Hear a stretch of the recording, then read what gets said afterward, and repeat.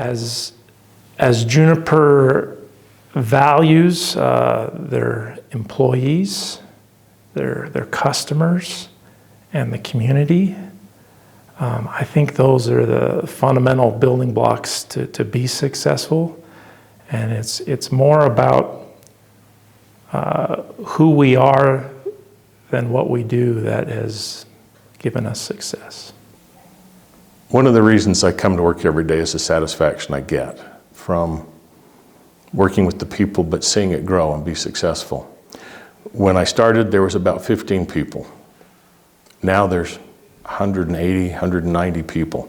When I started, it was so small, and I kind of worried about it surviving, because the company I'd been with before had survived 5 years, and then they had gone out of business. And I thought, I got to get in somewhere in the beginning on the ground floor that is stable, and to me it appeared very stable with everything that they were working on. And I am surprised at the growth that has come about. It was a coincidence to find the job. I don't think I had seen any other job on the site that had that many great reviews, so I was glad when they called me back after I applied. In the interview, Ron, knowing my dad, and my dad had an airplane, he just wanted to talk about airplanes the whole interview. But Rob he was kind of down to business and had a lot of hard questions. The vast majority of our revenue was coming from the seed research market that we know today, but that was really the bulk of what we did. The whole HarvestMaster waste system has revolutionized the seed industry. It's all about accuracy of data collection, and that's been the theme, and that's been the whole thing HarvestMaster has worked on from year to year. We found ourselves being able to really expand outside of our core of agriculture, and we started getting a lot of business and some key partners in some other markets, specifically in the land survey market, or in the geospatial market as we call it today. It wasn't too long after that we started doing more handheld business, and we said, look, we can't be selling these handheld computers under the name HarvestMaster. We've got to have a different name. And then Jackie and Jan put their heads together, and they suggested the name Juniper Systems. And we said, well, why Juniper Systems? And, well, your family farm is in Juniper, Idaho, and that's kind of one reason, but probably the bigger reason is that juniper trees, and the Utah juniper in particular, is sort of near and dear to anybody that's grown up in these parts, anybody that's walked in the mountains and around, and junipers are known for their longevity and for their robustness. And she says, our products are known for the longevity and robustness. Let's call it Juniper Systems. That sounded like a good idea. I'm going to say the thing that started it was the vision that Ron Campbell had. I worked with him at Omnidata, and his time there taught him things that he wanted to do if he ever started another company. And so that's when he wrote the maxims. And I wrote 2 or 3 principles, and one of them was that first maxim, and I put it down as my favorite, but it is the first on there. That we basically treat our fellow employees and the customers with trust and love and respect. And the reason, and then I thought about that a little bit, and I thought about some customers that we had a little bit of a hard time with, and I thought, and we expect the same back. We expect the same in return. And we expect the same in return, and that says a lot. When you know that a company cares about its employees and what we're doing, and they're willing to take care of us, then that translates to taking care of your customers as well, which eventually makes us successful. Golly, if we're going to be working together, we ought to be working with people that we can, that we respect, and people that we can trust, and that we'll do things for, and exhibit some symbolisms of caring about others. I think the day that we remove love from the first maxim was the day that we become any other company. So I think that's what differentiates Juniper Systems from most other companies, is the culture and that love and respect for customers, both internal and external. They'll hopefully have the same for us, and does a lot of good for our company and for humanity in general, I think. So. The company maxims are an affirmation of what we want to be and what we strive to be.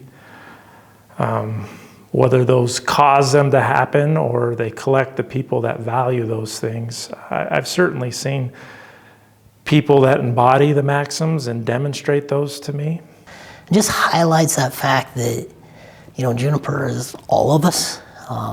We all have a part. We're all part of that voice of who is Juniper and what is Juniper. And I really hope everybody here feels like they are part of that voice and can contribute and make changes. I think everybody on the whole Juniper team, it's a certain type of person that works here.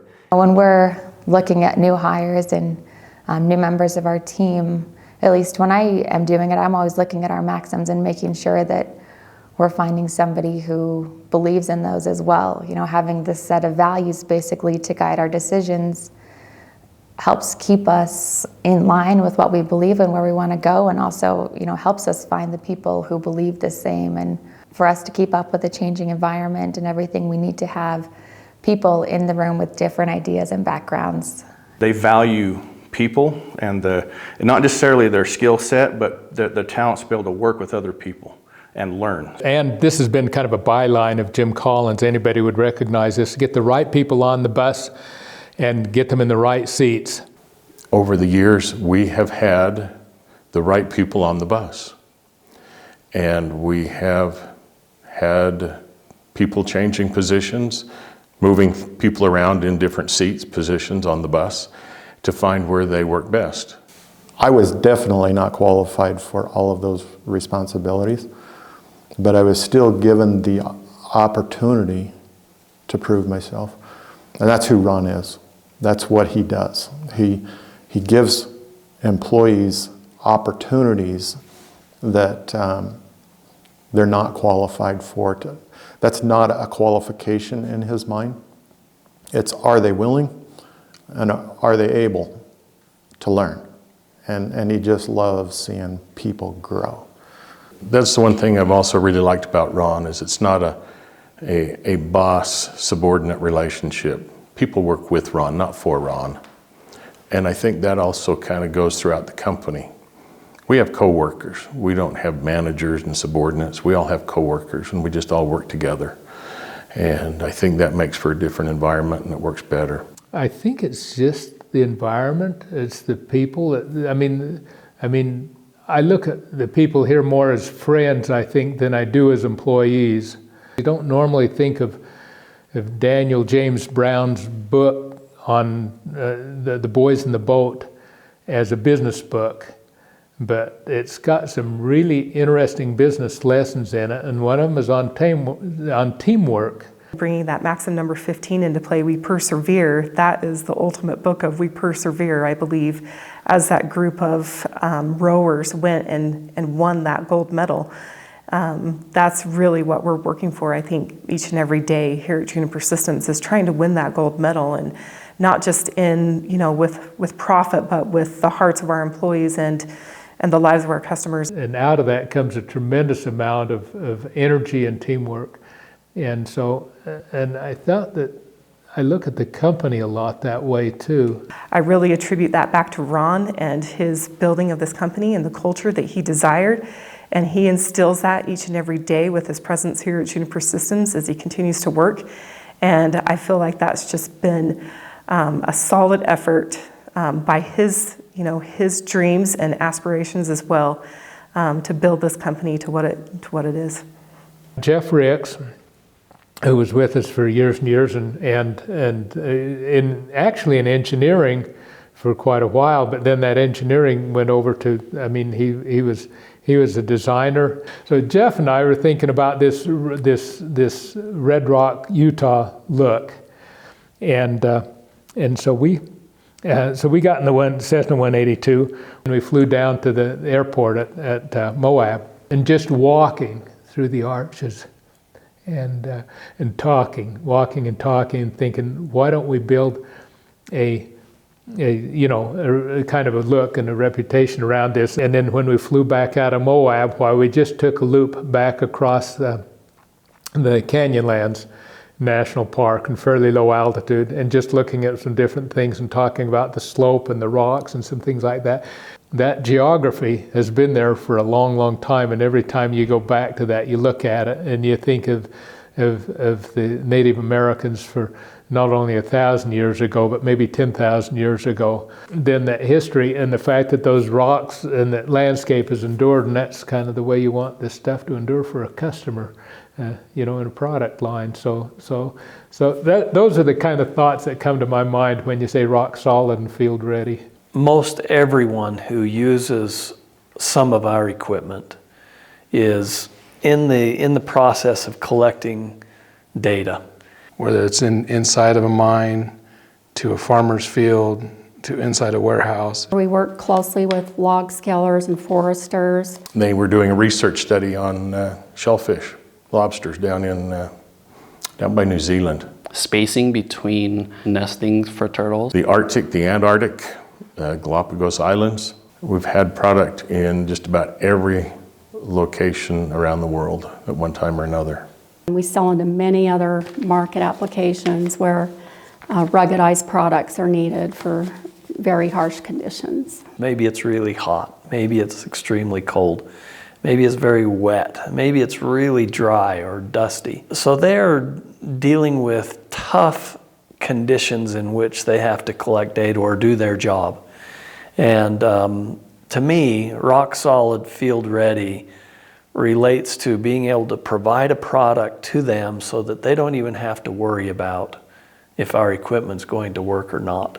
Nobody wants to receive something that doesn't work or doesn't, meet their expectations. So we always try our best to do that in our hands. But accidents happen, and that's where the ruggedness comes in, is when an accident happens, their day isn't finished, their tablet or computer is not ruined. They can pick it up, dust off the unit, and continue to use it. And every time we see one of our products still being used after decades, literally, it's a testament to our efforts, not just to get the product out the door to begin with, but maturing the product and fixing the bugs and providing the patches that make the product so it will last for decades. And I think customers see that, they understand it, they know that they can trust us to deliver on what we say. They know that it's a return on investment, and for us, we really believe in the products, and it's so much more easier to sell and support something that you totally believe in. And most of our customers are very, very happy, and I think that's why they keep returning to us. When something has to change and it's not as good or comfortable, Juniper has always done something to try to alleviate some of that discomfort. And we show that by showing love and compassion towards their problems and help them through those challenging times. Because nothing gets more frustrating when something's broke and you can't do your job, and then everybody else can't or won't even help you. That's got to be the most painful thing in the world. And I don't want to cause that pain to somebody. I want to help them and make sure that we can get them through that experience the best we can without causing even more pain. I think that's the strength of any partnership. When things are going well, it's easy. But it's when things aren't going well, and it's what you do to help your customers or your fellow employees overcome those challenges. Ron likes to find solutions. He goes to the customer directly on site, listen to the customer, and then he works on the solution, if needed, 24/7. When I first started, I heard this story about Ron Campbell, the founder of Juniper Systems. He was out, I believe it was in Iowa, working on this farmer's tractor. And was helping that customer get his grain gauge and his system ready to go. And the customer didn't know who Ron was. He just knew Ron Campbell, and Ron Campbell shows up and starts, doing service and training him on how to use the equipment. And he hands the farmer his business card, and it says CEO on the business card. And that guy, he relayed that to me. He's like, I was amazed. Here's the CEO of your company out here getting his hands dirty, taking care of things. He's knowledgeable and approachable, and just said that we're a different type of company. Harlan called me that afternoon. He said, Ron, he says, we got to go help these guys. And so Harlan and I got in the Cessna 182 early the next morning, and by about 10 or 11 o'clock, while we were coming into to North Dakota, and it was during harvest time, found out we had a bad load cell. There was a failed load cell on the system, so we replaced the load cell. And Harlan had all the stuff. You know, Harlan always packs about 500 pounds of stuff with him wherever he goes. And so if you didn't have it, he could build it on site. And he's just about done that. But that's an example of a Harlan Oman that goes out of his way to make stuff happen. We had a similar thing with R.J. Bates that did it for a customer that was down in Argentina. R.J. stayed here not only through the weekend, and I've seen R.J. do that several times. He stayed there and worked Saturday and Sunday to get something back out in the field for a customer. And so those kinds of things, and I've seen it happen with a lot of people here. They just seems like it's in their blood. One time around the conference table, there was a discussion between Jan needed something in one of the handheld computers, and Gary was the engineering director, and he says, well, we can't let that happen, or we can't make that happen. And Jan pounded her fist on the table and says, Gary, we've got to. And so it was for her customer. She says, I've got to do it for these guys. I mean, she would fight. She would fight for her customers. Jan really had an incredible passion for the customer and ensuring that they were just taken care of, that they were going to be a customer not just for today, but for many years. In terms of how Juniper got to where it is and where it's going, why, I think it'll be based on spending that time with the customers, with their problems. How we communicate with them, how we interact, how responsive we are, how flexible we are in doing business with them. Understanding how they work, understanding their pain points. That's where you see where they've got duct tape wrapped around something and they've got a crutch, and we can go, okay, how can we help them address an issue that they obviously have? Understanding those pain points is what, I mean, really deep down like their own, and taking them as your own and caring about that customer. We go above and beyond and out of our way to help our customers, even if it's something that may not provide us with immediate value. It seems like everybody's trying to get the best outcome for our products and our customers. I mean, there may be disagreements or, different opinions on how the best way to do it, but I feel like everybody's genuine. The fact that I have confidence in other people's motives allows me to quickly work through those and to collaborate with others and get a solution better than I had envisioned in the first place. I was excited coming here to see the culture allowed for a theme of cooperation. I think what surprises me the most is just how much everybody gets along, how everybody communicates really well with each other, and a lot of, everybody treats each other with respect. And that translates into really reasonable expectations of projects and deadlines and that kind of thing, and also just people who are really willing to help out. I mean, I would hear comments from the external candidates and the new hires of like, man, like every time I've come here, everyone's smiling. People seem happy here. Whether they're customers or vendors or anybody, they'll usually walk away with a thought of or a comment that'll be like, wow, there's something interesting about this place. He goes, it feels good. I heard about someone taking dinner to someone that was going through a rough time. And I was like, people don't have to do that, but there's just this tight niche family feel here that everyone just wants to take care of each other and make sure everyone's good. That's the type of people we have that work here. They're more interested in seeing other people succeed than they are themselves. I feel like everybody cares that everybody else is doing well, like that the team is rock solid. Same for us if, we are willing to always help a coworker, not just as a coworker, but as a friend. It's always nice to have, that extra little love. And I've found that if I've tried to, give that same type of attention to others, it's extremely valuable here. I just get the sense that everyone cares about everybody here, and no one is superior to anyone really. They just make you feel like a person, and I think that's the lesson I learned, that you can still feel like a person working somewhere rather than just like for your paycheck, you know? And that to me, based on my other employment in the past, is astonishing that anybody would be like that supportive. I mean, we're here to try and make this world a little bit better and to help each other make this world a little bit better and to help each other get some joy out of this experience. I just love being able to come and interact with people, being able to take some time out, get to know my peers, and then still have the freedom to do my job and teach myself things and get things done. I don't think I've ever thought of waking up in the morning in the past 5.5 years that I've worked here and said, I don't want to go to work today. I just hate my job or something, because it's never been a thing. Half the time you get to work and you start working and it's 5 o'clock time to go home and you don't realize the whole day's gone.